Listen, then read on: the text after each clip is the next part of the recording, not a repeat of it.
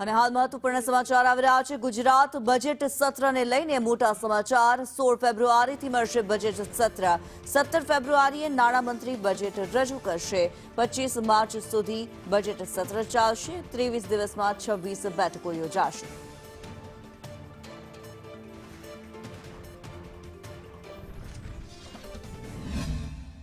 ફેબ્રુઆરીના રોજ ગુજરાત વિધાનસભાને માન્ય રાજ્યપાલશ્રી સંબોધન કરશે અને તે જ દિવસે માન્ય મુખ્યમંત્રીશ્રી દ્વારા શોકદર્શક પ્રસ્તાવ પણ રજૂ કરવામાં આવશે।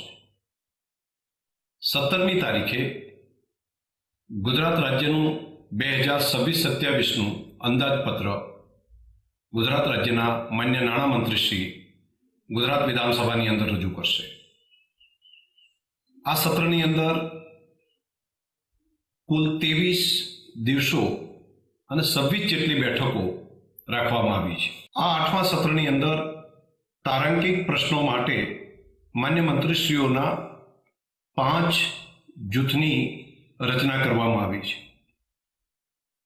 માન્ય ધારાસભ્યશ્રીઓ વિધાનસભાની અંદર પોતાના વિસ્તારના અને રાજ્યના પ્રશ્નો રજૂ કરવા માટે આજે જ્યારે આહવાન કરવામાં આવ્યું છે તો આવતીકાલથી એ પ્રશ્નો દાખલ કરવામાં